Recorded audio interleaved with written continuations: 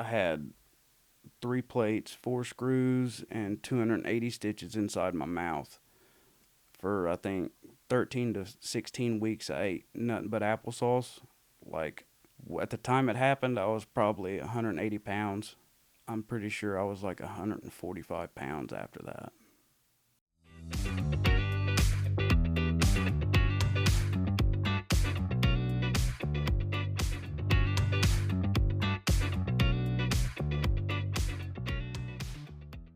Okay, we are back with another episode of Get a Grip podcast. We have a Josh Nugent, no relationship to Ted Nugent.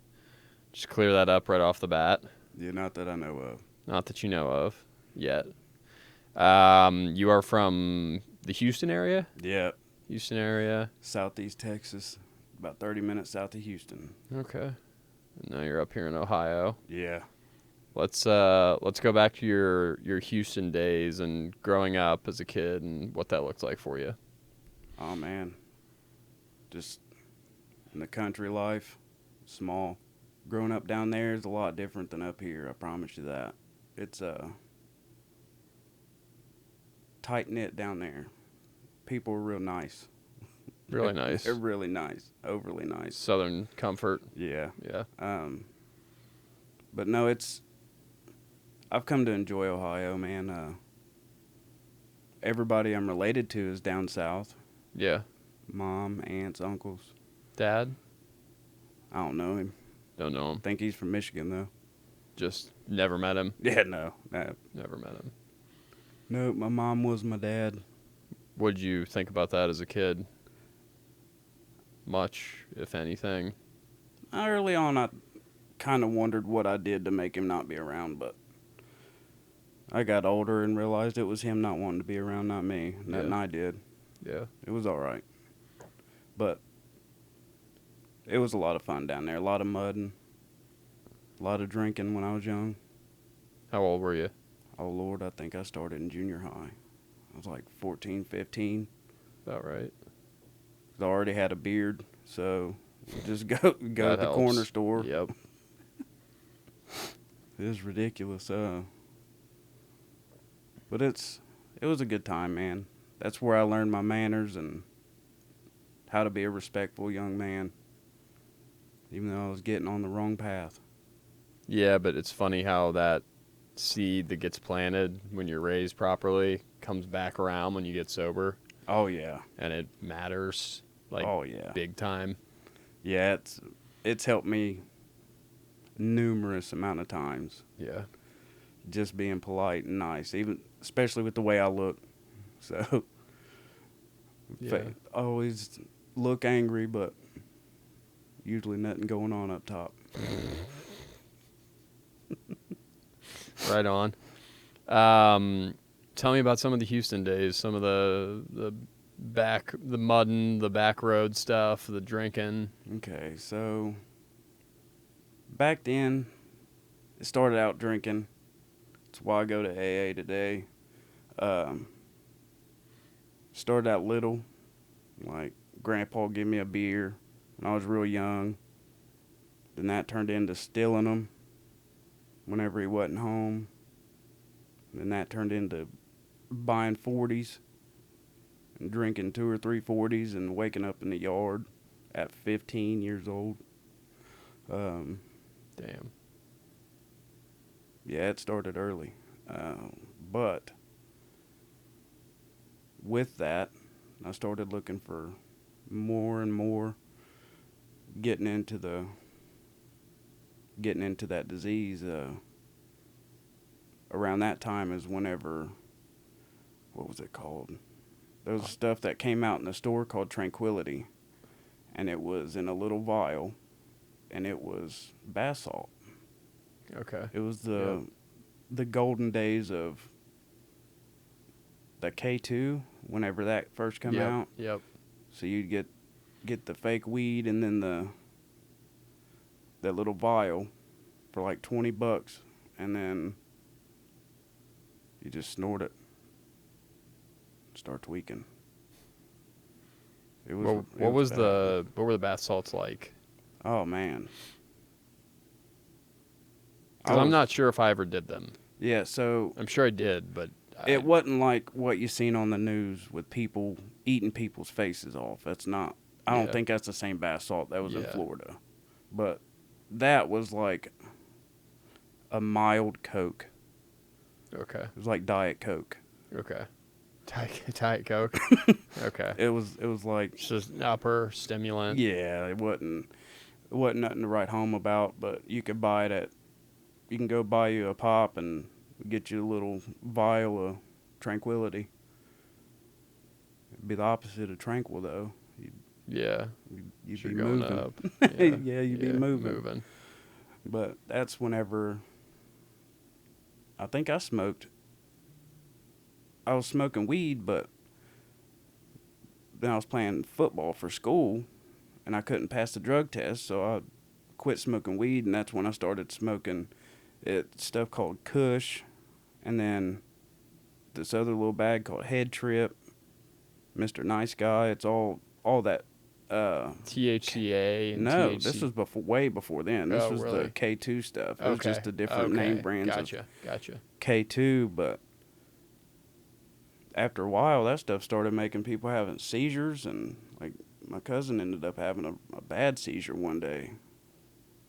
He hit that stuff, and it was bad. To pick him up, put him in the shower and stuff. A big old dude too. Damn. It was crazy. They started outlawing it. They'd get banned one day, taken out the store, be right back the next week. One different molecule would be changed, Yeah. and then it'd be back. But after that was just right at the beginning. Then we started partying a lot down there. That's my main memory of whenever I was young, was like going to high school parties and stuff down there in Texas. Because I moved around a lot. So I was always met new people or at a different school and go to these people's party, and then different school go to their party. But it was the majority of it. I think that's where my alcoholism started. Was it fun at the time? Oh, God. Yeah. At that time, it was the best time of my life, yeah. Yeah. Whenever I was that young, it was always drinking, having fun, fighting, running from the cops. And down there, you don't do it normal. Run from them on, like, four-wheelers and horses and stuff. Horses? Yeah. Yeah. We've had buddies run from the cops on horses and stuff down there, too. They get away? Yeah. Damn. You just cut through the woods. Oh, yeah. Yeah. Yeah, they can't take their Can't do cruisers where shit. that horse goes. I promise you that. It was a good time though, man. I learned a lot. Especially just how to handle myself. Got my fair share of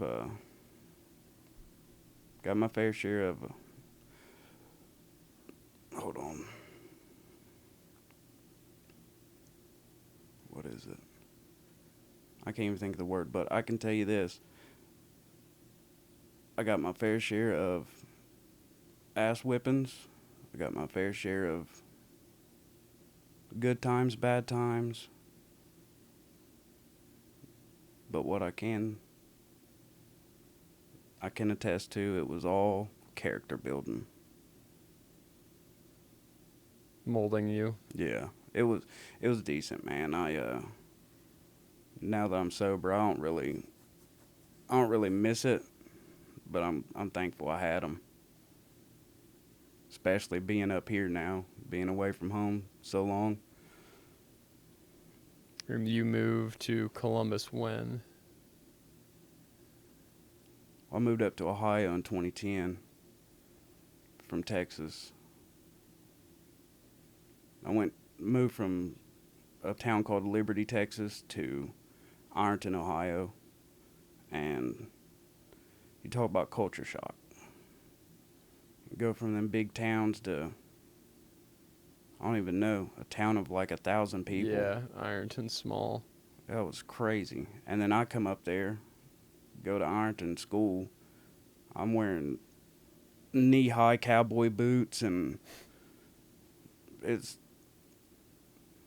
it started the alias that I had for my entire addiction up here. People still call it, that used to know me back whenever I was getting high, but nickname used to be Texas or Tex.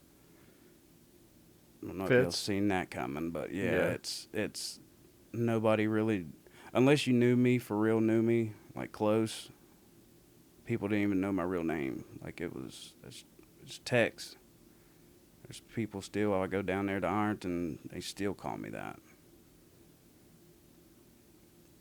Some of them I correct though. I'm just like, well, Tex died. It's Josh now. Yeah. When I got sober, he left. But that, man, that started a whole thing. That's whenever, like, down in Texas, yeah, I was drinking and smoke weed here and there when I can get away with it, and the K2 days, but up here's that's whenever I got introduced to meth and opiates, Xanaxes. I can remember going to Ironton High School in science class in the back of the room, doing Adderall off the table in school. Like, Damn. it was ridiculous, man. And now that I've worked my steps and been sober for some years, and I think about some of these things, man, and I'm just like, brother, that ain't normal. That was not normal. No. I say that all the time. Like, that was the furthest thing from normal. That is insanity. Yeah, a lot of the things I did, I say the same thing. It's not normal. I did heroin for the first time in a bathroom, locked the door. Brilliant idea. Yeah. Brilliant. Normal people don't do that. No. Definitely a recipe for disaster. I know, dude, it was crazy, man.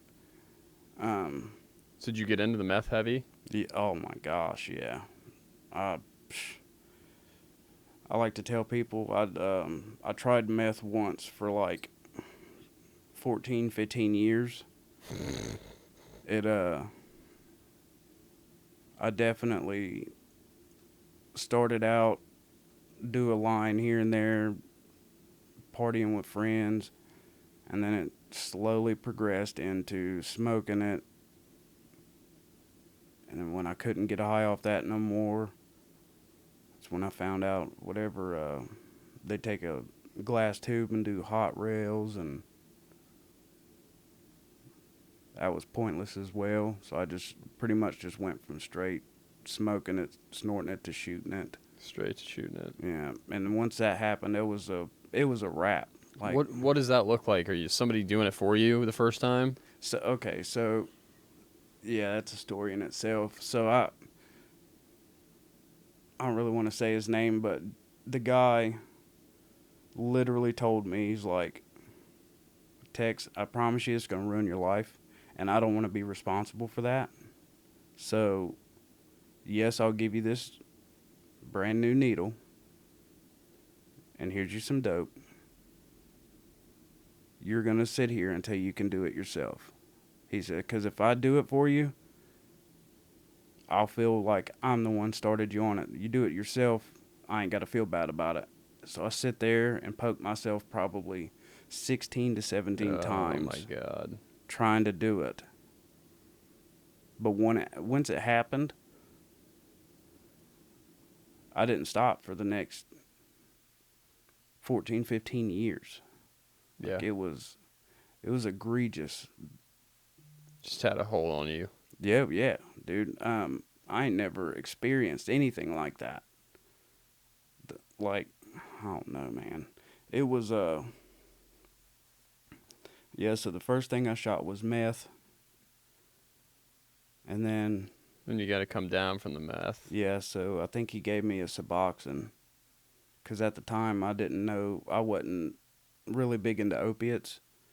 And when I shot the Suboxone, I was like, man, I feel warm. Well, this is amazing too. What ain't? Mm-hmm. And then yeah, slowly but surely I got into, it's when the 30 started coming around real big. I was, the funny enough, I wasn't really ever shooting the 30s though. I was smoking them on foil. Oh, really? You put the 30 on the foil, yeah, Yeah, put it on the chase the foil dragon. and, yeah, it's ridiculous. I don't know why I never put them in the needle, but I didn't. Yeah, that's surprising. Guess it was just fun Yeah. drawing with the peel on the foil, turning it, making pictures. Got 30 art, but 30 art. yeah, I think main reason why I probably just like smoking them is because it tastes like marshmallows. I never smoked a pill. Oh, it was, Always shot them or yeah, snorted them. yeah, it was a whole nother thing, man. Because with meth, the way you smoke it, you want to blow it out as fast as you can. Like you inhale it and you blow it out quick. Because whatever it's, I guess it's a meth. It's bad for your lungs. Yeah, it's what everybody's always said. It's like a folk tale about meth. It'll crystallize your lungs if you hold it in, is what they all Okay. say. Okay. But I don't even know if that's true or not. It's just probably not good to hold Drano and amphetamines in your lungs for Yeah. an extended period of time. Probably But not. with the 30s, when you're smoking them, the name of the game for those is hold it in as long as you can, and that's where your buzz will come from. But I know whenever them went from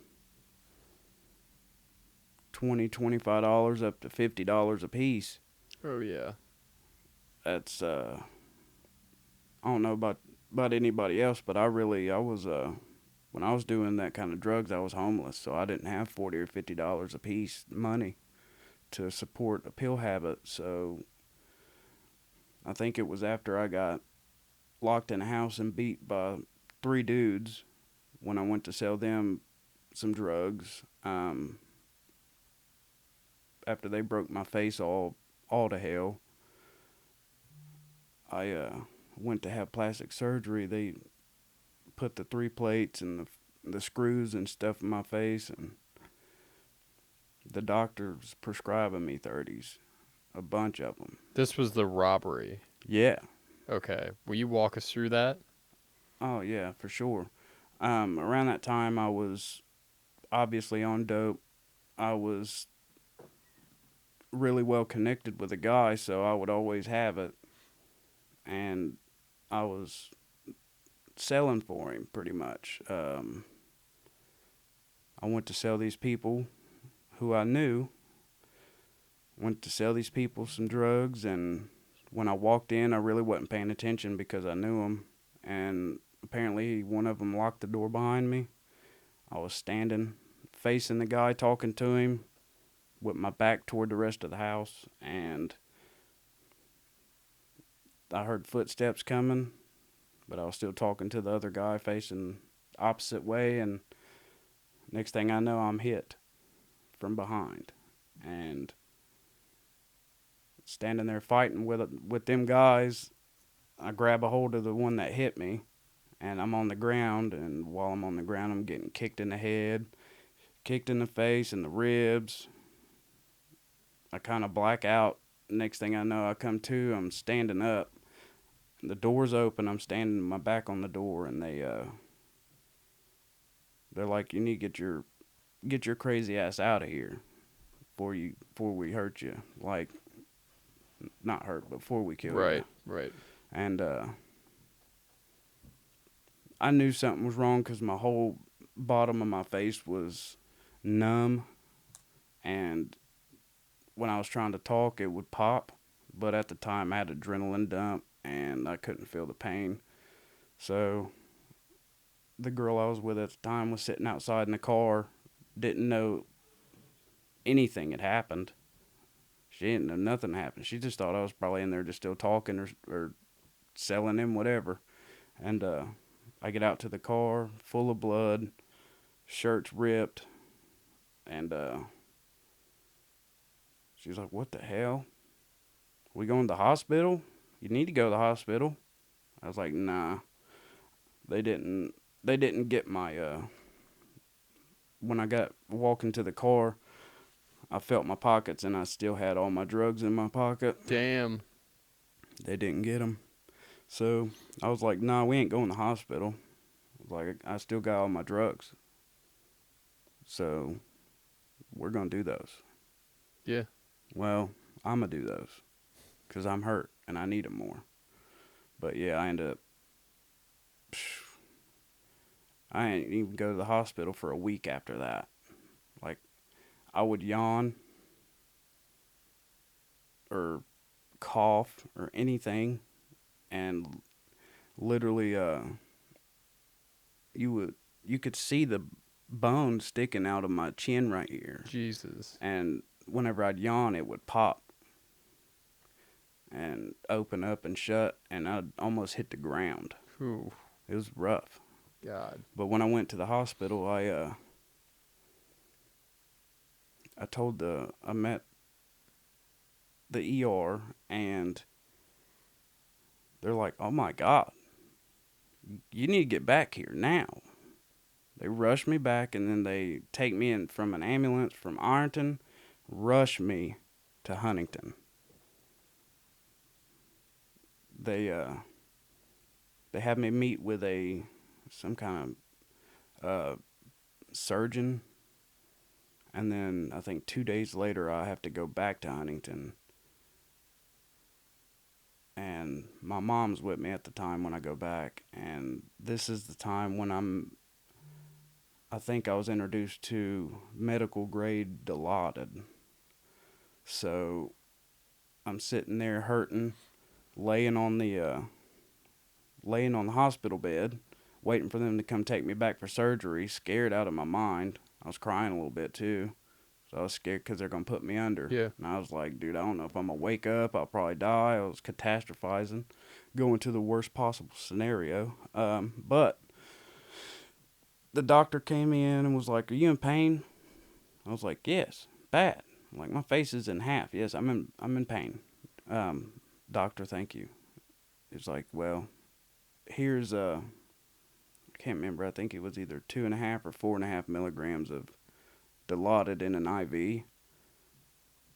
I felt my arm get cold after they put it in the IV, and at the time, my legs were crossed on the bed. My arm got cold, and then I couldn't even pick my legs up. Like, it was, Yeah, that shit hits. dude, it hit me like a freight train. Yeah, it really does. I looked at my mom. I was like, "Mom, I can't unfold my legs." It's like, "Boy, shut up." I was like, "I'm serious." Yeah. I was like, "I'm not joking." You know what I mean? I've done a bunch of drugs in my day at that point in time, and that Dilaudid hit. Yeah. I remember the first time I did Dilaudid, dude, it was like take the breath out of my lungs, and like it would almost make me want to fall to my knees. Oh, Like it was so powerful. Yes. Yeah. So after I had my surgery, I had to have reconstructive surgery on my bottom jaw. After the surgery, this is funny. So after the surgery, I meet with the surgeon who done it, and he was like, "Honestly, it doesn't matter now because I've already done the surgery. But we was all pretty much taking poll on what ideas we thought happened to you. What happened? Because at the hospital, I told them I wrecked my dirt bike. They wasn't believing it. Really? So he was like, "I know you didn't wreck a dirt bike, dude." He's like, "It looked like someone hit you in the face with a bat." He was like, "I was vacuuming pieces of your jaw out of your face." Damn. I was like, I wrecked a dirt bike because I didn't want them to flag it or make me Right. owe $400,000 for a double mandible fracture. So I kept my story straight, but I definitely told him I was doing a wheelie on a dirt bike. It came down and I Smacked your head. head-butted the bar in the front on the handlebars. He's like, I know you're lying, dude, but there's nothing I can really do about it now. No. But I did get the paper back. It was like $400,000 for that surgery. God. Yeah, How do you pay that off? dude. You can't unless you, I don't know, unless you do OnlyFans or something. Yeah, I guess that might work. But I ain't pretty enough. So after this debacle, we'll call it, what happened next?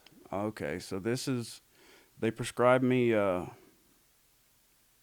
30s, Oxy 30s. Wow.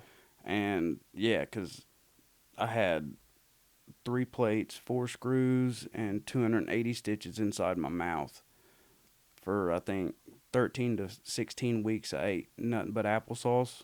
Like, at the time it happened, I was probably 180 pounds. Ate applesauce, well, drank applesauce out of the big jugs for, let's just say 15 weeks. Damn. And I'm pretty sure I was like 145 pounds after that. I can imagine. Like, I was so grateful whenever I was able to barely fit, because I couldn't open or shut my mouth. They didn't wire my mouth shut. Like, a lot of people thought, whenever I tell them the story, they think, oh, they wire you shut. Yeah. No, they didn't. So I guess he had said he was doing something, he's going to try something new and not wire me shut. I think that's why he put the 4 screws in. He put 2 screws right under my bottom lip and 2 up top on my top jaw. And I was so grateful whenever I was able to barely fit a fork and a piece of a scrambled egg in my mouth. But it hurt chewing, I can tell you that. But I still barely eat applesauce now. I bet. It's a thing. But I was getting them, I think, for 6 to 8 months after my surgery. It was prescribed me 30s and Jeez. pretty consistently. And then one day I go to get my meds or go to see the guy and get more medication. And he was like, no, you're good now. Just stopped out of nowhere. Just pulled them out from under you? Quick. Like, didn't taper you off? Didn't step me down or nothing. Like, he didn't bring me down to 15s or 10s or nothing. He just stopped. That's fucked up. And I think, my bad. He did stop giving me pain pills, but he gave me like 1 script of gabapentin. Yeah, which isn't going to do I was shit. like, it's not going to touch the dude, withdrawals. I was just doing like 4 or 5 30s a day on top of what I was, you know what I mean? Yeah. And so I end up eating, and there were gabapentin 800s. I end up eating like 20 of them at once. And I'm sitting in a chair like this. I go to stand up to go to the bathroom. As soon as I get on my feet, I have a seizure. Like, I seize out, I hit the ground. And that was the last time I've ever touched a gabapentin. But I'm pretty sure where I took like 20 or 23 of them. That probably did it. Like, I woke up in the bathtub. A buddy of mine was there, which I think he ended up passing away not too long ago, but he was there, and he's a big dude, so he picked me up, put me in the tub, and I woke up to him yelling at me and smacking me a little bit. But it was a pretty regular occurrence. After that surgery, I had probably 6 seizures. Really? Yeah. Just from the gabapentin? No. Or just because you got whacked? Yeah. Yeah. So I guess it was just a traumatic brain injury or something. Like, at the beginning, I couldn't really remember anything. It was was a rough time, man. What was it? So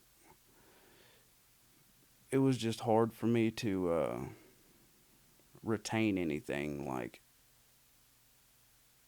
I could remember back, but new information was kind of hard for me to hold on to, like 5-6 months after the surgery. And I thought that was going to have like permanent memory loss or something, which they told me I could have if my brain, because my brain did swell up, and they cracked my skull in the back to release pressure. So I attributed that to where the seizures was coming from, and the hard time remembering stuff. And let's see, after he quit giving me the oxys, he just cut them cold turkey. And that's whenever I was introduced to actual heroin. Like, Tar. yes, real heroin. Yeah. Up until that time, I was so much better than everybody else because I ain't doing heroin. I'm just doing pills. Yeah, I know what I'm doing. Yeah. Pharmaceutical. Yep. I ain't a junkie. Well, as soon as the pharmaceutical train stopped, I was a junkie. Yep. Because I ain't gonna lie to you, I can't, like I said earlier, I cannot afford $50 a pill at the time. Yeah, fuck no. So, Nobody can. You get this $20, $30 pack here, and it's like doing 2 or 3 oxys at a time. So I was doing that, and that being 2 or 3 oxys at a time was fun until it wasn't anymore, until I started building that tolerance. And I think I was only able to enjoy the heroin for about, I don't know, 6 to 8 months, and then that's whenever the fentanyl started rolling in. What was your max dosage? Like, how much were you shooting at once towards the end? Oh my goodness! So, of the actual tar, Yeah. I could get away with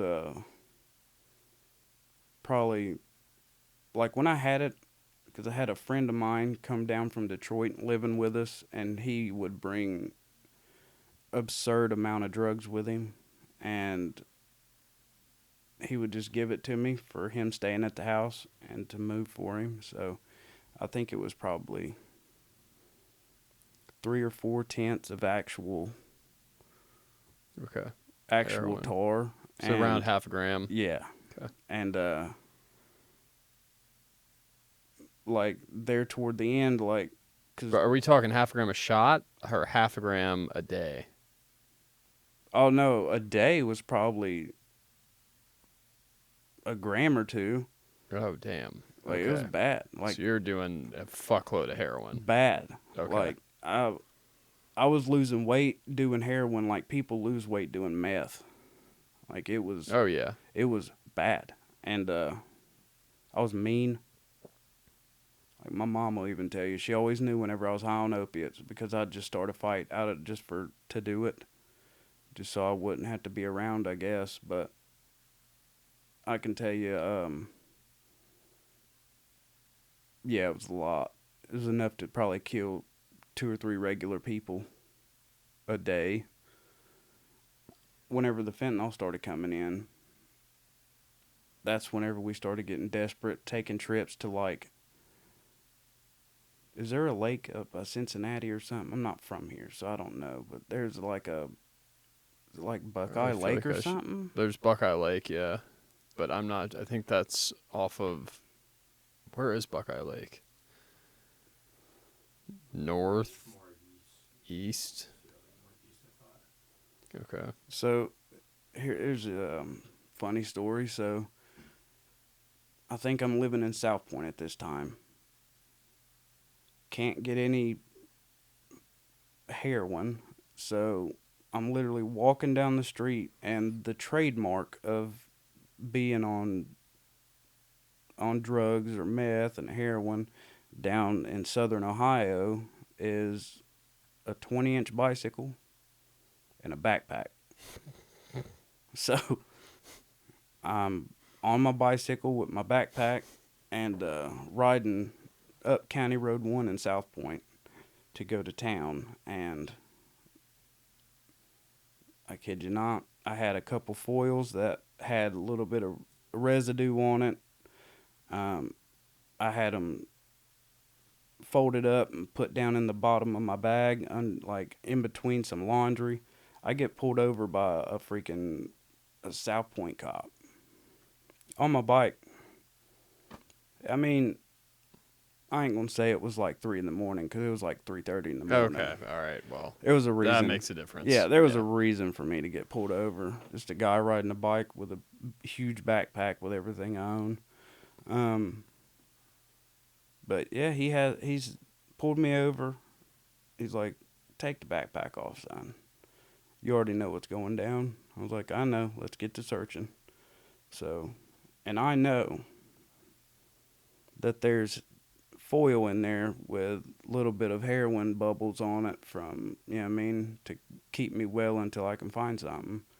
But I have it folded real small in the bottom underneath some clothes. So I'm trying to pull out the clothes as slow as I can. He's standing there with his flashlight. And I think this was like January or February. It was still kind of cold outside. So I'm sitting there taking as long as I can, pulling these clothes out.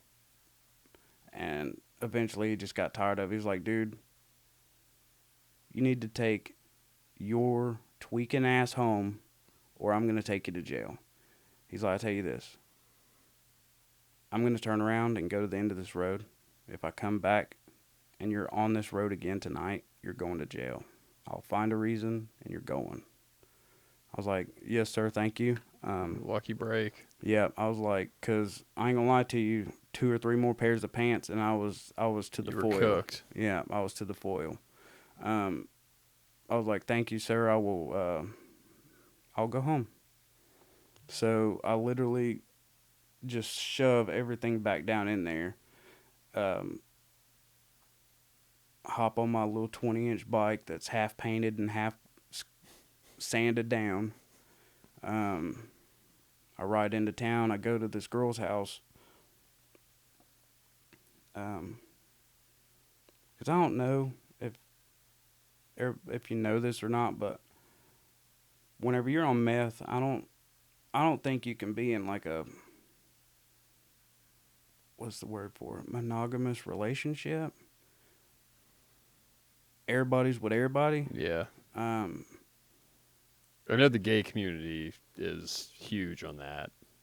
Like, meth is their drug, and they fuck everybody. Oh, that's crazy. But I understand what you're saying. Yeah, so, like at that time, I was with this girl, living with the girl and her mom, and then that was a crazy dynamic.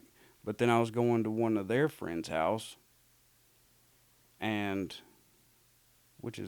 this chick is weird. I think she had a rabbit. Okay.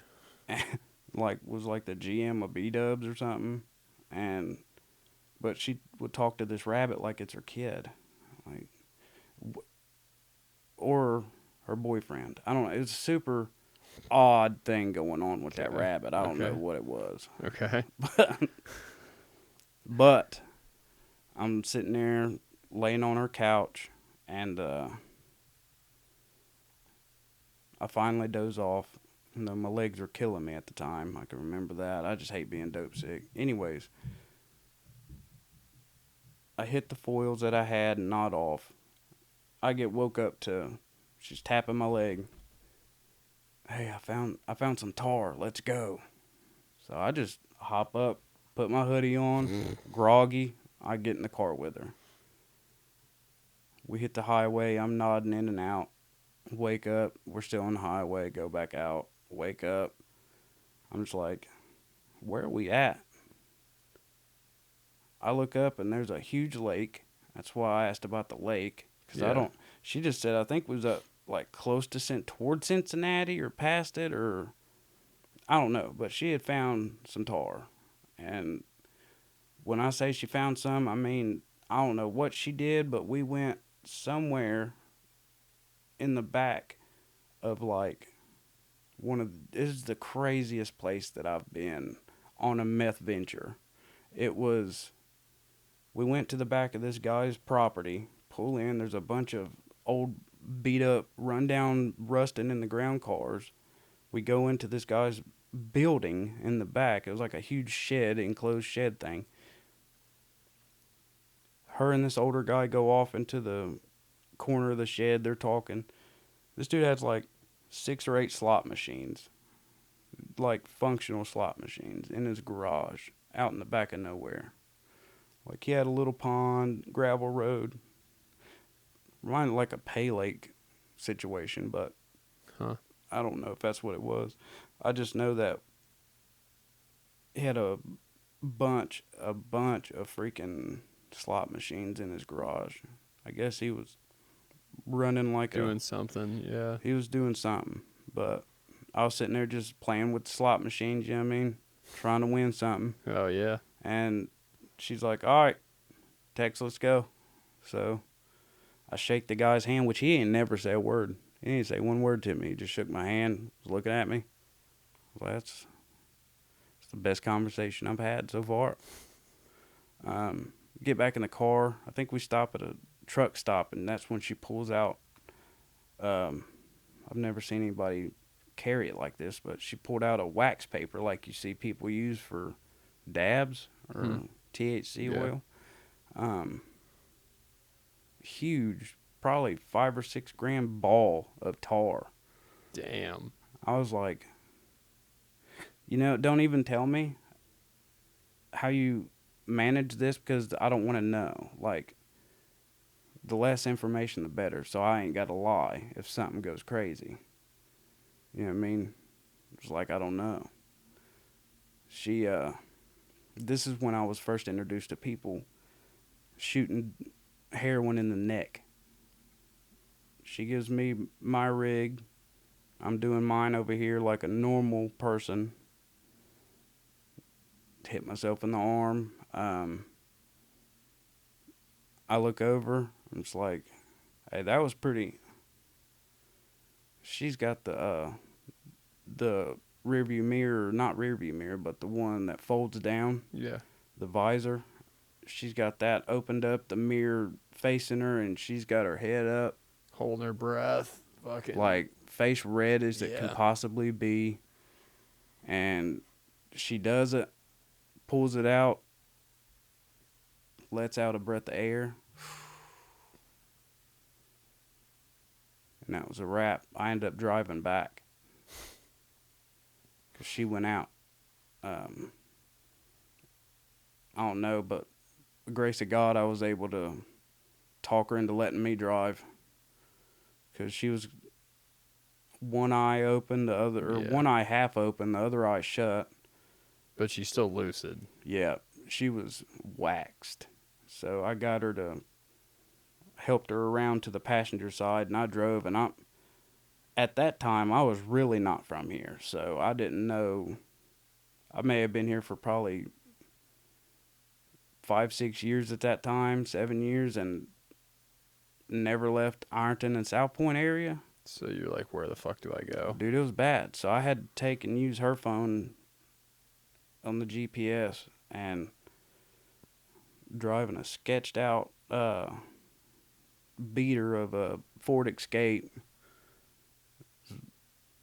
It was the square Ford Escape or Explorer. It was old and not a good vehicle to drive with above the, you know what I mean? So, bulk amount of tar heroin, interstate trafficking. But it wasn't mine, so I really wasn't tripping. It was on her. But that was one of the, like, I'll remember that forever, probably. just because of how crazy that adventure was. It was like 1 minute I'm in South Point on the couch, nodding off. Next thing I know, I'm up 2-3 hours north in some guy's sketchy barn playing slot machines. Getting some dope. Bro, it was nuts. And that was the time, that was probably the last time I seen tar heroin. Really? Yeah. After that, it was just fentanyl. How old are you? Oh, I'm 31. Oh, 31 now? around? No, then. Then I was probably, I think, I was probably 23, 24. Okay. Because I think I was 27 when I got sober. Okay. Yeah, 27. Okay.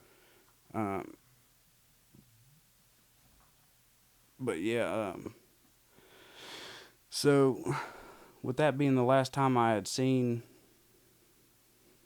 legitimate heroin, as you know, that's whenever the big epidemic happened when fentanyl made its wave down into Huntington, and that trickled down into Ironton, people dying left and right, and I don't know how we do this as human beings, but we would go to get drugs and say, I don't know about we, but I know I asked this question several times. I said, is this shit any good? He's like, yeah. I was like, no, has it killed anybody? Like, has this heroin Yeah. put people in the ground? Yeah. Yes. All right. Perfect. I'll take Perfect. that. Let me get that. Yeah. Craziness. Been there. So that was that time. The next thing you know, like, yeah, fentanyl's bad and can kill you really easily. But probably 8 to 10 months after the fentanyl epidemic happened and everybody was dying in droves, we started getting used to the fentanyl to a point to where it was like not even that bad. You had tolerance. Yeah, it was not even that bad after a minute. That's craziness. In the midst of that, I know I do not condone this, nor am I gloating, but one of my hustles whenever I didn't have any money or anything really, and I ain't gonna lie, I got in trouble for this. Like, that's whenever, the reason why I'm sober now is because I went and to Walmart and took some things that didn't belong to me, and I got caught. They found a baggie with meth in it in one of my backpacks, and I got in trouble. And That's then rule number 1, dog. Leave the shit. Leave the shit. I didn't even know it was in there. Like, it was I'm being honest, it was just a corner of a bag with residue in it. Oh, okay. Like, dude literally rubbed it around in his fingers to get the dust off the bottom of the bag, and then charged me with a F5 possession. Was the shoplifting over $1,000? Did you get a felony for that too? No, it was a misdemeanor. M1. Okay. It was a misdemeanor 1. Petty theft. What I would do is, I ain't really going to say how, but what I am going to say is I would go and I would be able to, if people would tell me they want a JBL speaker or anything like that in the case, I would get it. Yeah. They wanted headphones, games, whatever. Oh yeah, I used to get lists. I'd go grocery shopping for my dope boy, and I would just roll the cart right out the fucking door. 100%. And just fucking load the shit in the car. Yeah. Drive off. 100%. This time that I got caught, though, I will focus on that. I don't know, subconsciously it might have been a cry for help, like something, because I don't know if you'll remember, but it's been a few years now, but there was a really bad ice storm that hit. It was a Okay. bad freeze, and I was homeless at the time that it happened. So Oh. I survived it, obviously, because I'm here. But what people don't realize is the homeless people that you see, they have to be homeless during the winter. So what I done is I found an abandoned house with a garage, not attached to the house, but it was a garage off to the side. I kicked that door in on the garage. I ran, I think, 2 or 3 raccoons out, and I set up shop for the night. I had went back to my little stash spot, grabbed both of my bags. So I had a bag of summer clothes and winter clothes, and brought them over there. Pretty much made me a little burrow out of my clothes to crawl into and try to stay warm. But I remember going to the Dollar General in South Point, and I just walked in, dude, and I told the guy at the register, I was like, either you can call the cops or don't, dude. But I reached over and I took the whole box of hand warmers off the shelf. I was like, I'm homeless and I'm probably going to freeze to death tonight, so let me at least have this or call the cops. I wish he would have called the cops then, because I would have been warm. Place to sleep. Yeah. But he didn't. So I just took the box with me, went back to the garage. I put on all my winter clothes, covered up in half of my summer clothes, and I burnt the other half, trying to stay warm. And I had hand warmers stuck all over me. And I remember waking up I think it was like 6 or 7 in the morning, dude. My hands were purple. Fuck. I had icicles coming out of my nose and my mouth. Oh my God. It was bad. I about froze to death. And I think 2 or 3 days after that well, no, it wasn't 2 or 3 days. It was like the next day, when after I woke up, almost froze to death. I went, hit a lick, and then went to Walmart. I went and bought 2 bags of needles, because I was the drug addict that wasn't scared to just go to the pharmacy and, hey, give me some insulin, Yeah. diabetic syringes, and I need this size, this gauge, and this many units. So I walked from the pharmacy straight back to the electronics, and I think I took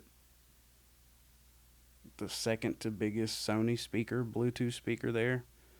And at the time, after I hit that lick, I think I had a couple $100 in my pocket. So I just went back there and stole that speaker for nothing, put it in my backpack. On the way out, they stopped me. That's when the sheriff found the residue in the bag. At a CVS? No, at the Walmart At a pharmacy. Walmart pharmacy. Okay. Okay. That's when the Walmart's got loss prevention. Yeah, they don't fuck around. Yeah, they ran. I think I was on my way from the back, because I come out the bathroom, and about 5 foot from the door, 2 big ass dudes come out. Was like, walk this way with us. Yep. So I didn't even try to fight it, dude. I was just there's like, no point. It just makes it worse. Yeah, I was just defeated in that moment, because I just almost froze to death the night before. And they made me empty out my pockets, and they seen I had probably $600 on me. And they was like, dude, what are you doing? Why didn't you just buy this? I was like, dude, honestly, I don't know, and I'm not talking. You know what I mean? I'm done. I'll buy it now. Yeah.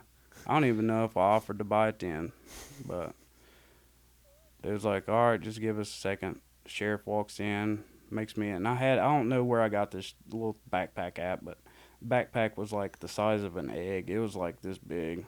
It was like a half a backpack. But anyways, sheriff made me empty it out, and then there was an empty bag. To me, it was an empty bag. Yeah, to them it's drugs. To them, yeah.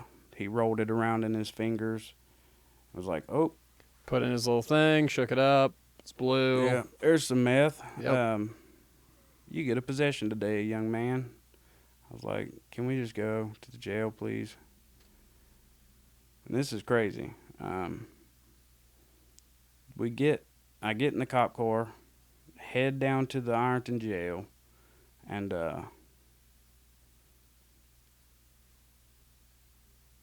this is the first time I was ever OR bonded. As soon as I get to the jail, they do my fingerprints. They OR me. Let you go. Future indictment? No. No? They OR Wow. me. They give me back my Walmart bag, which had 2 or 3 bags of brand new unopened needles. It was like, go. Be back for court. Lucky you. Yeah, I think I ran for 2 years after that. Jesus. I've never had an OR, so congratulations. I'm happy Yeah. for you. Yeah, that was the first time. And because I was just so ready to just stay in jail. I was like, why you letting me go? Yeah, you're like lightweight pissed. Yeah. You're like, Jesus fucking Christ, it's freezing outside. Can I please just sleep here? Yeah, they for was a like, little bit. Jail's too crowded, which if anybody sees this, knows about Ironton Jail, that jail's never not crowded. I think I spent 15 days in that jail on a driving under with no license ticket. I got caught like 4 or 5 times, but went to jail over a non-jailable offense, and there was probably 30-something people in a 17-man cell. God damn. It was rough. Stepping over people in the Yeah, hallway. people sleep on the floor. Sleeping on each one of the benches on each side of the tables. Yep. It was crazy. But the one time it's snowing outside and freezing, they want to release me back to the community with my needles and just going about it. I looked at them. I was like, y'all are just going to give me these? It's like, yeah, Well, I mean, they're legal. he's like, yeah, you're they're allowed to- unopened. Yeah, and you're allowed to have them. there's nothing in them, so we'll catch you with something in it. I was like, great. Cool. So I literally run, and I just get sick of it, dude.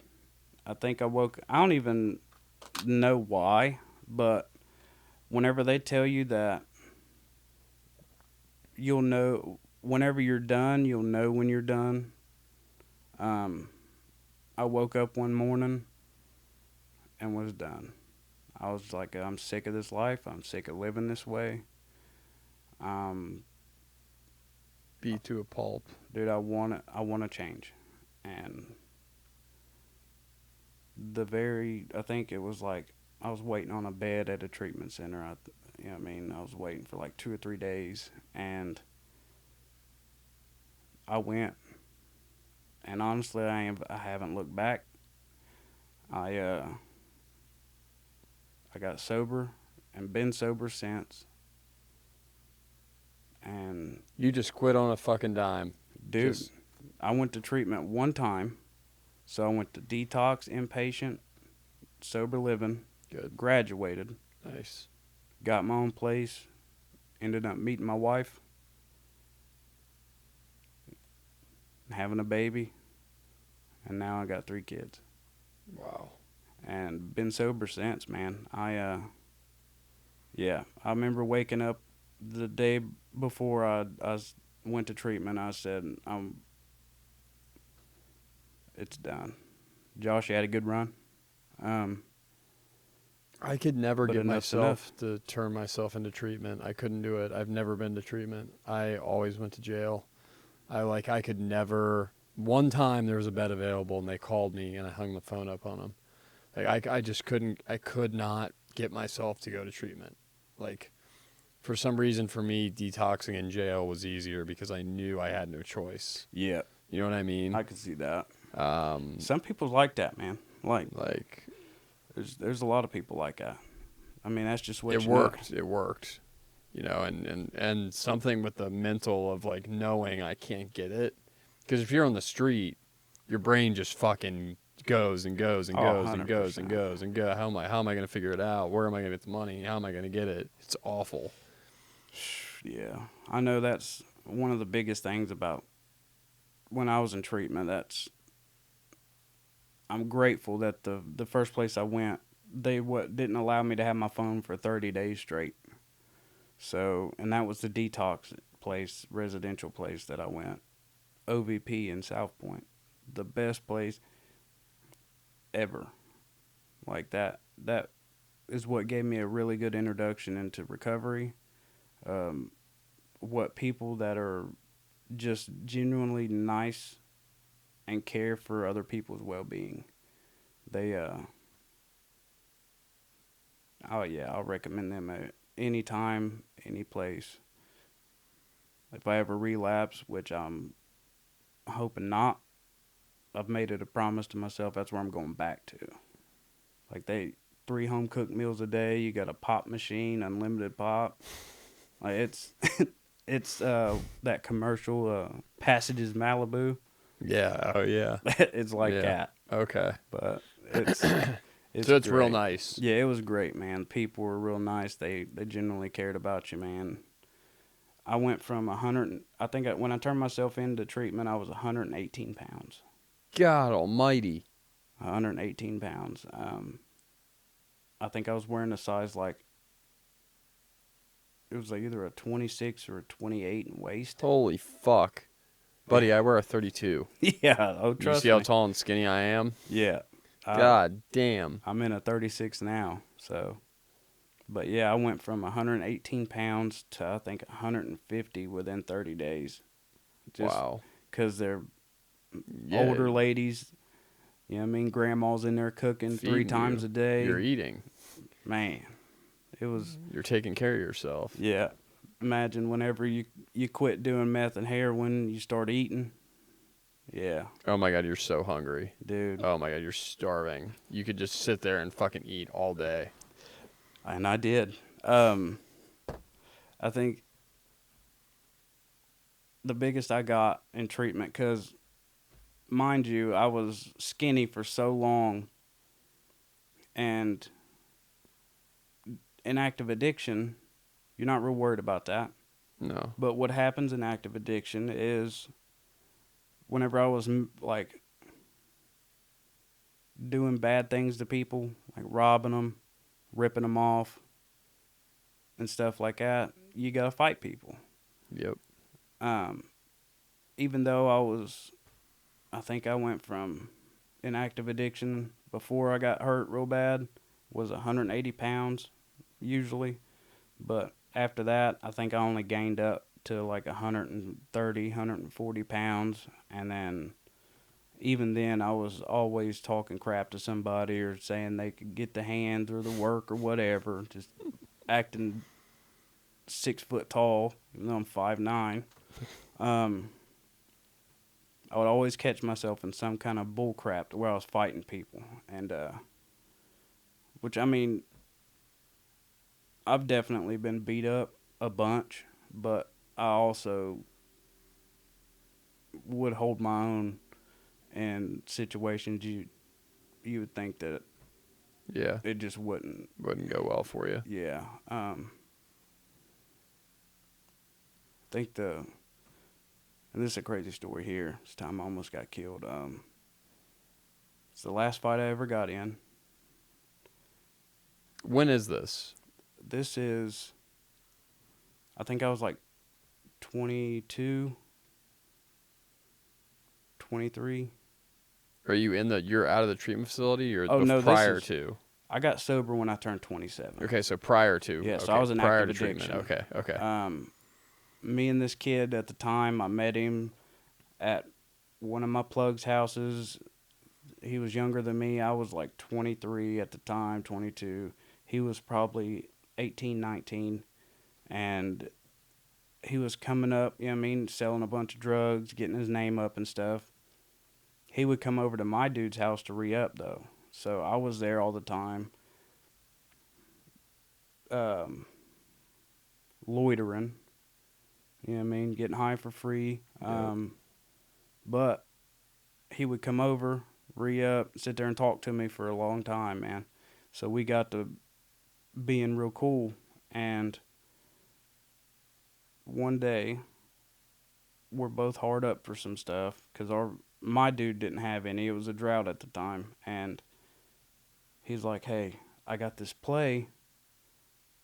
These people just gave me however much money for I think a half ounce of ice, and I'm about to go get it. But what I'm not about to do is give them their ice." I was like, these people will hurt you. Yeah, it's a large quantity of ice. Yeah. We're not talking a fucking teener here. Yeah, we're talking no, he's talking half ounce. Yeah. And a thick half ounce. I think we ended up getting 14, 15 grams of ice. Yeah, about 15 grams because he hooked him up. But the people that he took this stuff from, down here in southern Ohio, you have, like, I don't really know a lot of the gangs, but you have these rednecks that are, I guess, I don't know, they're ABs or something. I don't know what. Okay, yeah. I'm not real big into the gang culture. Yeah. But more than likely they are connected with some gang more than affiliation. Likely, AB, yeah. And he was like, "Yeah, dude, you're gonna ride with me." So we ride our bikes, and he's like, "You're gonna ride with me." And you rode your bikes? Yeah, that's the main transportation in Ironton, How Ohio. the fuck are you gonna get away? Oh, he rode to their house on his bicycle and got the money because they didn't have a car. Okay. So they're drug addicts just like us. It's just okay. He rode his bike to their house and got the money, and he meets me up the road. So this is where things get wicked. I follow him on the bike, and my part in this, I'm just riding with him. Whenever he gets the drugs, instead of us taking the drugs back to the people they belong to, and then probably hooking us up with some stuff for doing it, whatever. You just kept the whole pack. And at this point, we only talked about it. And by I mean he told me he wanted to do this, not he was going to do this. So I'm just riding with him, whatever. We get the stuff. He's like, "All right, let's go to my house." So we go to his house. And this is where I take part in the story. This is where I play my part. He gives me half of it. Damn. And the come up. The good drug addict in me was like, "Well, I can't just give this back. I didn't steal it. He gave it to me. It's on him." Yeah. Yeah, it wasn't on him. Okay. So about 2-3 weeks go by.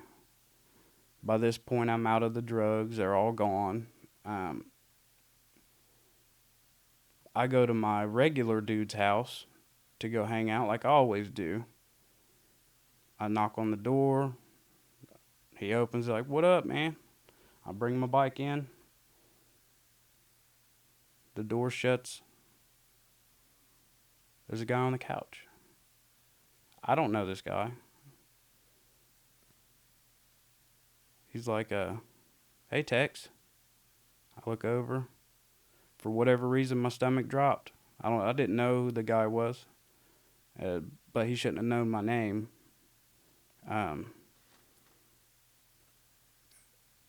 It was the dude, wasn't it? 100% was the guy. I'm just like, "What up, man?" And I go to talk to my dude. My dude grabs me by my shirt and pins me on the ground. Oh, fuck. They open the door, they throw my bicycle outside, shut the door and lock it. The guy stands up, and he has his gun. And he walks over to me, crouches down, and was like, "You don't know me, do you?" I was like, "No." I was like, "What the fuck is going on?" You're fine. So he says, "You remember that the half ounce that you went to go get with Joe? I was like, fuck. Yeah. He was like, yeah, it was mine. And 2 or 3 more dudes walk out of the middle room. Oh, no. And which every Oh, single one of no. them had a weapon in their hands. Like one dude had a fucking Rambo machete. Another dude had a pipe. Oh, no. But he was like, Joe told me you took it all. So before we beat the ever-living shit out of you, we want to know the story. Because we don't halfway believe him. And then they pull him out of the middle room. Oh, shit. And he's lumped up bad. So they've already beat him to They've shit. whooped him down. So... And now he's there, so you're going to have to fucking tell on him to get out of this. 100%. And, you know what I did? I was like... So he did come to me and tell me that he was going to get you some stuff. And he did take it. But I got half of it. So, for whatever reason, I felt like I deserved half of the ass whipping. Even though he told him that I did it. He was like, well, he said you took it all, so he already got his. What do you think that I should do to you? I was like, I mean, honestly, he's like, what? If it would have been yours, what would you done? I was like, if it was me, I would have done beat me up. He was like, that's true. It's like, we already whooped Joe. He was like, I'll tell you what, since it was his idea to do this, and he gave you half, he said, you're not leaving here without an ass whipping. But what you can do is you and Joe can fight. So, after them dudes that it belonged to kicked my ass a little bit, me and Joe fought. Wow. And that was the last fight I've gotten in since being sober and everything. You've had numerous run-ins where you almost died. 100%. Like, in different ways other than an overdose or... Oh, yeah. I got one more, too. Yeah. But wait. So, after I get mine that I deserve for getting half of their drugs for free that they paid for, me and Joe stood up there in the living room and fought. And he was taller than me, probably 160 pounds. I'm 5'9". I think I was like 150, 140. But I've never put a whoop on somebody like I have him. Really? Like, I hit him, picked him up, slammed him, and just choked him till he was sleeping. And afterwards, I helped him up. I was like, don't you ever. You could have got me killed. So don't you ever look at me, talk to me, nothing. It's like, we're done, bud. But that was the last time I ever fought somebody. But, yeah, I thought dude was either going to shoot me or one of them dudes was going to cut my arms and legs off or something. Because that was a great intimidation factor he had. Yeah. I would have been terrified. Yeah. I was so mad at my dude, but unbeknownst to me, that's who my guy was going through. So he really couldn't say anything. He just had to do what he was told.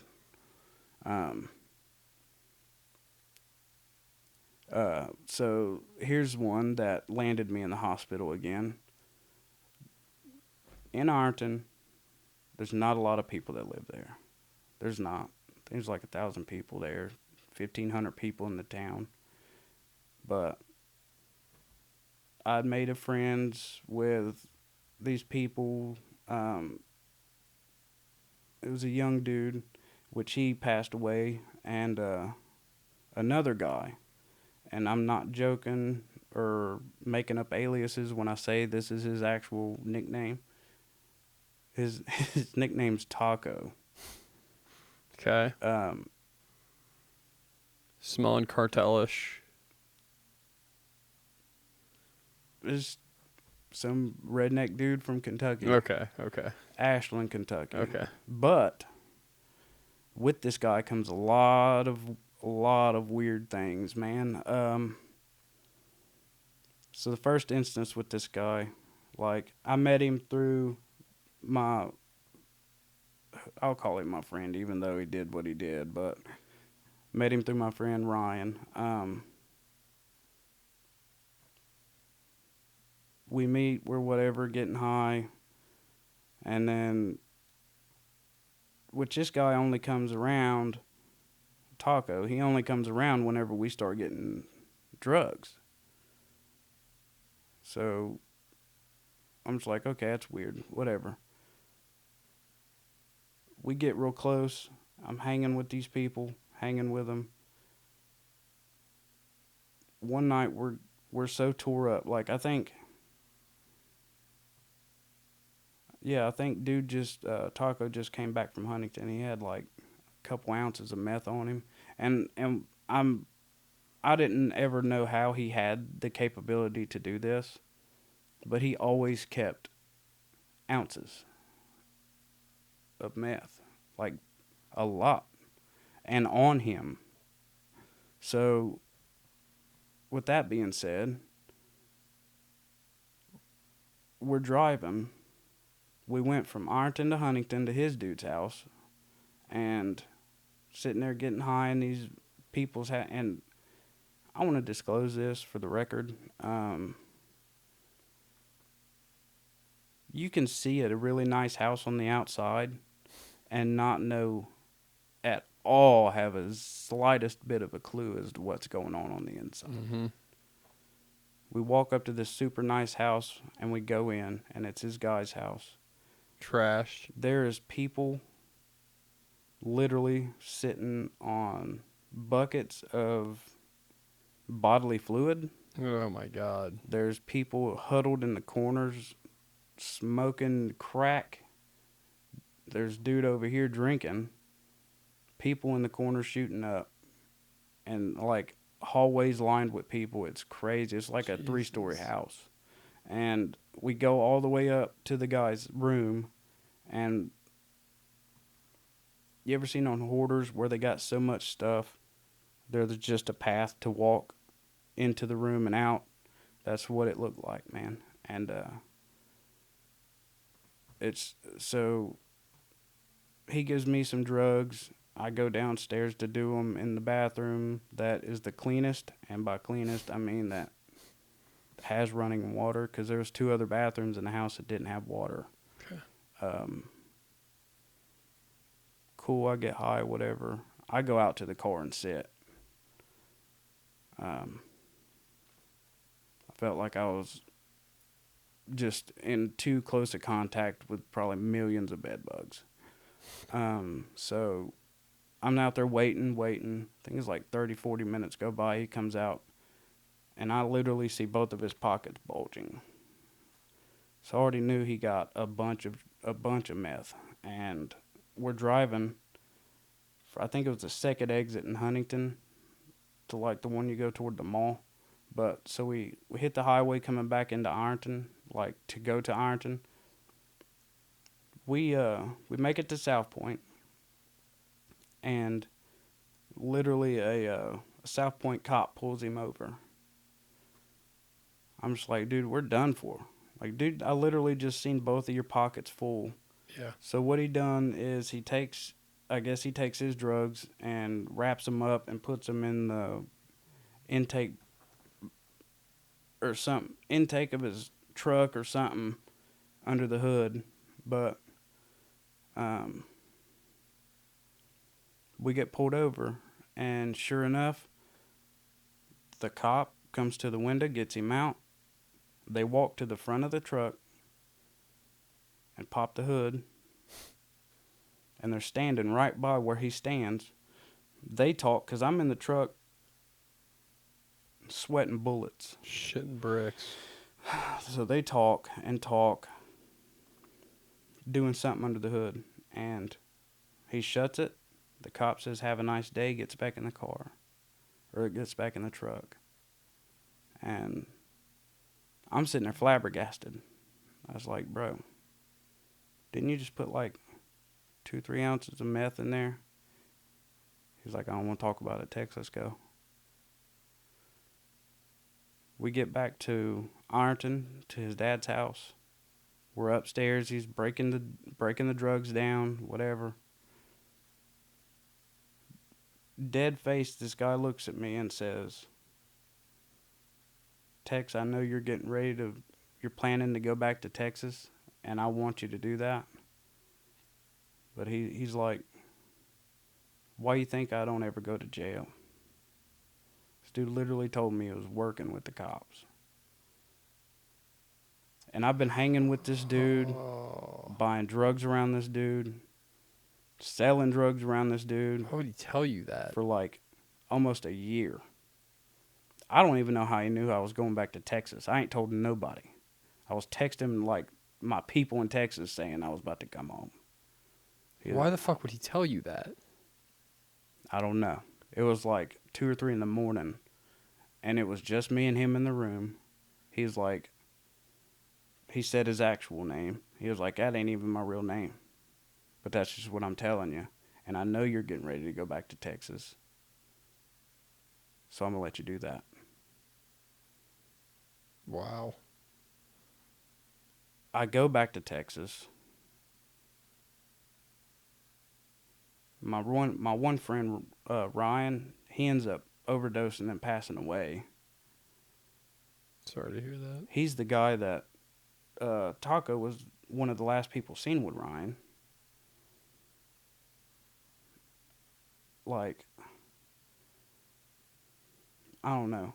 Now that Taco's in prison, I guess they got what they could from him.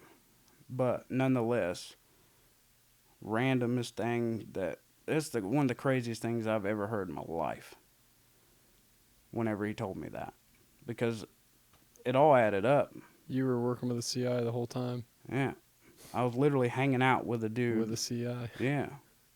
And, because dude, and I'm so serious, he always had drugs. He always had ounces of drugs.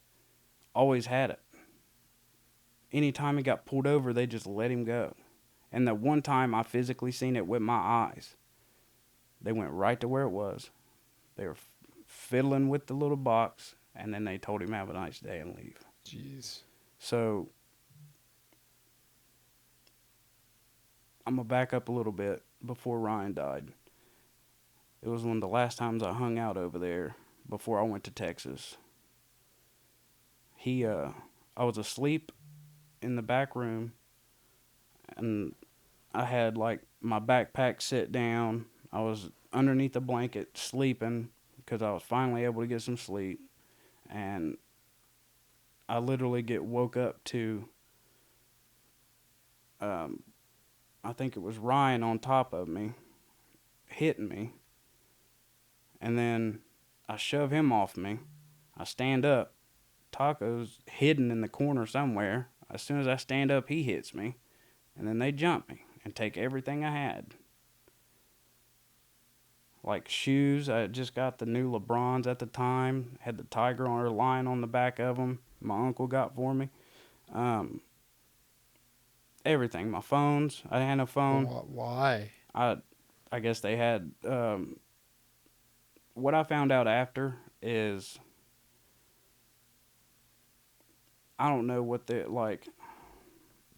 Taco had it set up.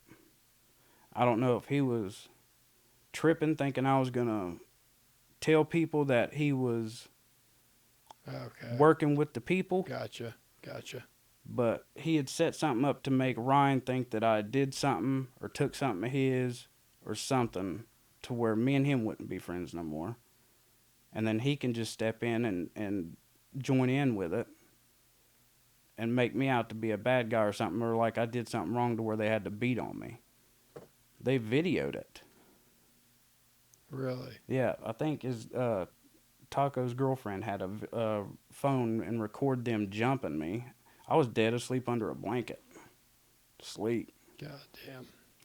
So I ended up like that's one of the other times I've almost had to have, so I probably would have supposed to have surgery, but they my bottom jaw's metal. It's titanium, so it held up.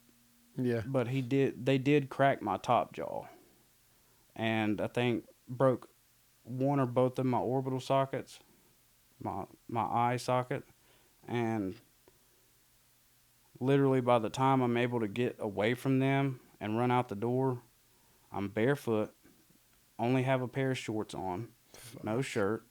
I don't have a phone, and at the time I had two because meth activities. Yeah. So I had two, They took and 'em. they took both of them, and I literally run down to just one of the neighbors' house, and I'm just like, hey, call an ambulance, and then I hit the ground.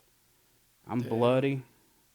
They rushed me all the way to Huntington again, and I think I'm there for like 2 or 3 days. They say that I gotta have more surgery on my face to realign my top jaw and fix my orbital sockets. Fuck. You know what I done? I took and walked from the Huntington Cabell Hospital all the way to South Point. I think the Dollar General right there in Barbersville. You just left. Left barefoot. Didn't have the surgery. I healed on my own. And You look all right. I don't know how. But yeah, I appreciate it. It's for what it is, yeah. I've definitely been through the ringer on that. By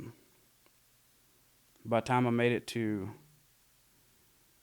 so there's like a KFC, Dollar General, I think it's a Long John Silver's and a car lot right there before you hit the first Huntington exit. That's where I made it to from the hospital. And feet were bleeding real bad. It was rough, dude. Walked barefoot because I had no shoes. God damn. And I don't know. It was probably God for real, but I had seen that the girl that I used to be with, her and her mom, because I used to stay with her and her mom, and I seen them at the Dollar General and got a ride back with them, and went and pretty much stayed there until I freaking healed up. And it was just crazy, man. After all that was said and done is when Ryan passed away. I think he was like 21 when he died. Damn. Even then, like, 'cause I healed up, and I think I went back to Texas one last time. And on my way back to Ohio from Texas, that's when Ryan had messaged me saying he was about to get sober. He said he felt bad for what he done. He's sorry. He didn't know that Taco had set that up to make it look like I did something or whatever. Right. He was just apologizing. And I told him I forgive him. You know what I mean? I was like, that's fine, man. I get it. I was just like, only thing I'm upset about is that you videoed it. I ended up seeing the video. I don't know. Pretty brutal. But it was bad. Like, it traumatized me seeing myself getting beat by two guys. You know what I mean? Because it was, I don't know, it was just bad, man. I know I was sitting there like, what did I do? Like, why are you hitting me? What did I do? And piece of shit, man. It was rough, dude. And I forgive him. Told him I was proud of him for getting sober, whatever. I think it was like 2 or 3 weeks after I said that, he ended up overdosing and dying. Did he go to treatment? I don't think he didn't make it. He didn't make it. But his parents, they were rock solid, man. Like, they're still some of the best people I know. I still go visit them down there in Ironton as much as I can. His little sister, I call her my little sister. You know what I mean? Like, they're my people. They kept me alive whenever, You know what I mean? After I met them, they would let me crash on like the couch and stuff and eat sometimes when they cook. So they they looked out, man. They're great people. Um, but back to the taco situation, he I think he's in whatever the Kentucky prison right now. I think he got like 5 or 6 years for something. Damn. I mean, he probably deserved more for what he done, but Yeah. he completely unrelated to me. I think they just got what they needed from him or whatever, and just charged him with a bunch of drug charges and I think grand theft. Oh, damn. I think it was like, don't quote me, but I think kidnapping might have been in there too. I'll get you 5. Yeah, but nonetheless, he definitely got what he needed. Piece of crap. I ain't never had someone tell me that they're working with the people. It's karma, man. It's karma. I don't know how he knew that I was going to Texas. I didn't tell nobody that. It's wild. I don't know if he... Police, dog. He's a police. I mean, there for a while I did have kind of a name down in Ironton. If you knew Tex, you knew you could get some drugs. So I wasn't really, like, that was my alias, but I'm just glad that I got away from all that. Yeah. Like, I'm so grateful. So every day, I thank God that I actually made it out of that. And you did treatment one time. Once. I only went to treatment One and once. done. Yeah. I think I was, altogether, I was in treatment for 18 months, 19 months. Which is what you're supposed to do. Yes, from start to end. Yeah. I stayed, like, my treatment stay was, I used that to benefit myself so much. Like, I learned everything that I could possibly learn in order to stay sober and to set myself up for the future. To keep myself straight and sober and away from the dumb crap. I learned everything I possibly could so I didn't have to go back and learn something else. Yeah. You know what I mean? More research and development. Yeah. Yeah. So while I was in treatment, I met 2 dudes that are now my best friends. Like, me and my dude Phil, best friend, bro. We went through detox, inpatient, and sober living together. Whole thing. The whole thing. And yeah, that's my guy, man. Used to be my neighbor. When I moved out of treatment, graduated treatment, I got a little trailer down there in Willersburg, and then I was like, Phil, you gonna come split the rent? So Phil come over, and then I met my wife, and then we got the bigger house next door. So we brought the kids down, had a baby, and then Phil and LJ moved into a bigger house for themselves. But I think it's crazy how you can just randomly meet somebody at the worst point in your life, and they turn out to be pretty much lifelong friends with you after that. Yeah. You guys were going through something semi-traumatic together, and you needed to bond. 100%. You know, help each other. He's one of the smartest people I've ever met in my life. Like, so intelligent. Too smart? Yeah. Yeah. Yeah. Yeah. It's got a buddy like that. Like, I'm not the smartest person, regardless. Like, I can hold my own when it comes to thinking, but he just knows. He knows a lot about everything, and I guess I don't know. That's probably why we're friends, because I know a lot about a little, and he knows a lot about a lot. He's the one that hopefully here soon we can do this. Yeah. That's what I was talking about. But Right on. Pretty cool. um, Congrats on the one and done. That's very difficult to do. Very few people do that. I know. I think, which call me what you want. I push the steps on people. If they ask me how I done anything or how I'm still sober today, I push the 12 steps. Yep. Regardless of which one, I went with AA because that's what suited me. But the 12 steps changed my life. It helped me realize that I played a part in every bit of the bull crap that's ever happened in my life. Even if it was just me being there, that's my part in it. Aside from all the bad that's ever happened to me, all the people I've lost in active addiction, all the people I've lost after getting sober and they didn't make it out, and then I feel bad because I got sober and they ended up, you know what I mean, dying. Still in addiction, because you go through that. But getting a sponsor and working steps, honestly, paved the way for me to continue to be sober every day and be the dad that I didn't have. You know what I mean? What message would you deliver to somebody who's out there still struggling right now? It is possible. It doesn't matter how bad the situation gets. You can always turn it around. Doesn't matter, because I've did some pretty bad things to people. I've hurt people. But just as much of the bad that I've done to people is there's good that you can still have to be done for people. Yeah. Like, you can make amends. You can. The biggest thing I struggled with is I felt like I didn't deserve to live a good life, a happy life.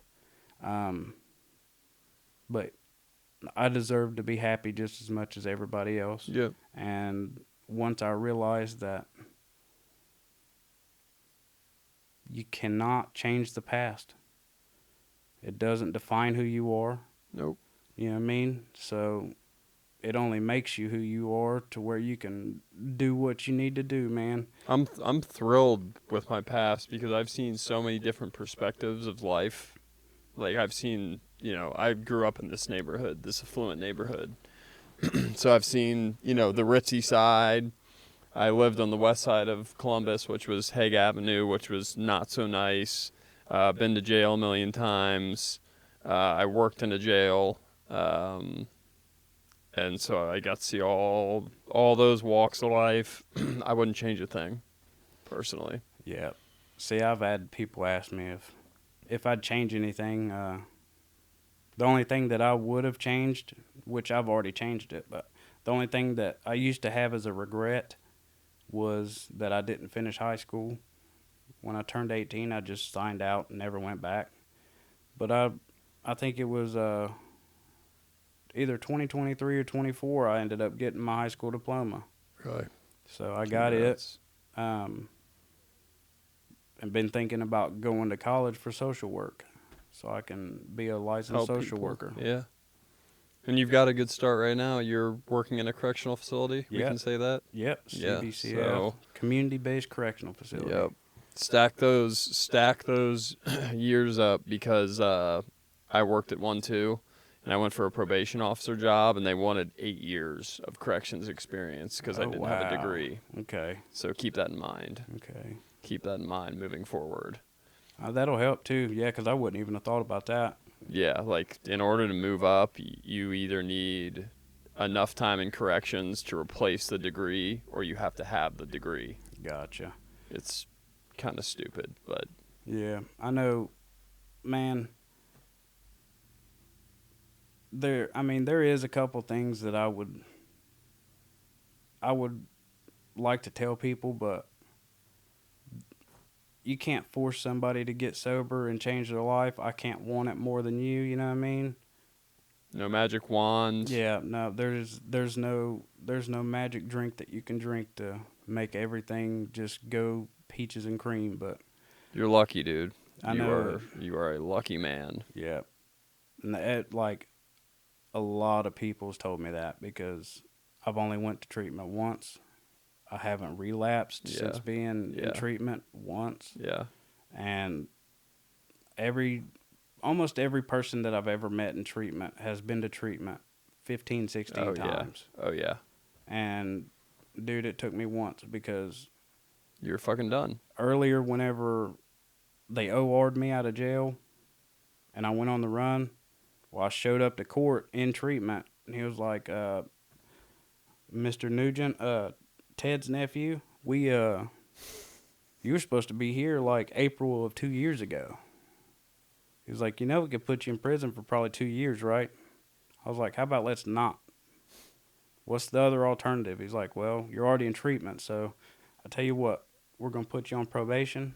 If you mess up one time, It's over with. if you relapse once, you pee dirty once, Bye-bye. you're going to prison. I think he was scare tacticing me, and it worked because I didn't mess up. Yeah. I took it serious, like my life depended on it, because it did. It did. And I'm reaping the benefits now. Like, I'm able to handle bad days. I'm able to handle bad mental health. You know what I mean? Sometimes when it happens, because it happens. It happens. Yeah. I'm able to do that now because I sat during them groups and I listened and took that crap serious. Well, dude, listen, congratulations. Thank you for coming out. Thank you for driving out here 2 hours. Much appreciated. You're a lucky man and inspiration, honestly. And I think that people will get a lot out of this episode. Hey, thank you, man. I really appreciate y'all having me. Of course, thanks.